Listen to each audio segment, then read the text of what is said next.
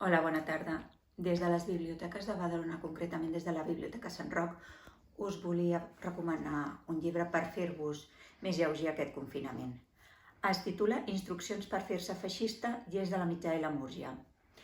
Aquest document el tenim en suport paper a les biblioteques de Badalona, que quan acabi el confinament el podreu agafar, però també us el podeu descarregar de la plataforma eBiblio.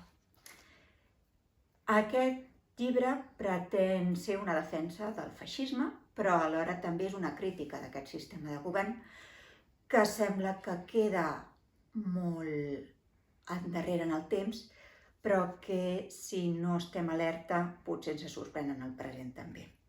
Us llegeixo a l'inici del document per veure si us ha enganxat tant com m'ha enganxat a mi.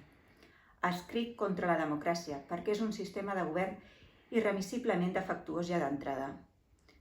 És fals el que deia Winston Churchill, que la democràcia és el pitjor sistema de govern, amb l'excepció de la resta de sistemes polítics. La veritat és que és el pitjor i punt. Però sempre és difícil dir-ho obertament, malgrat que en l'experiència quotidiana aquesta evidència sigui més aviat palmària.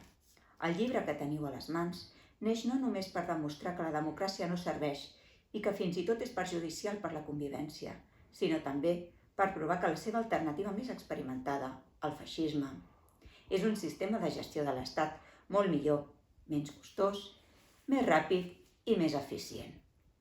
Aquest text vol ser una eina de comprensió útil, sobretot per a la classe més culta que no suporta més la democràcia, perquè a les masses, a les classes populars, no ha calgut mai explicar-los que el feixisme és millor.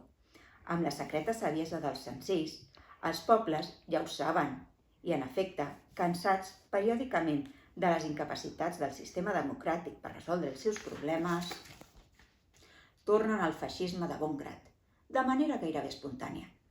I dic gairebé, no a la babalà, perquè de vegades el feixisme necessita una mica d'ajuda per imposar-se, al començament de la seva evolució històrica. Les democràcies tendeixen a ser molt hostils al feixisme, organitzen el dissentiment amb recursos que poden ser descarats, com per exemple fent lleis per il·legalitzar-lo, però per sort el feixisme sap esperar. És com un herpes. Els organismes primaris sempre són aquells dels quals s'aprèn més, que pot resistir durant dècades al rovell de l'ou de la democràcia, fent creure que ha desaparegut per manifestar-se amb més virulència que mai el primer debilitament previsible del seu sistema immunitari.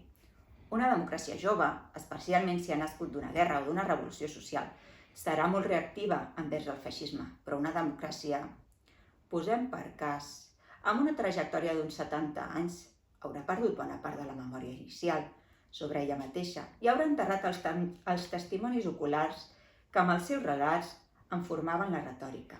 A més, haurà desgastat i corromput prou per considerar si cal arribar a consensos cada vegada més significatius amb altres sistemes de govern.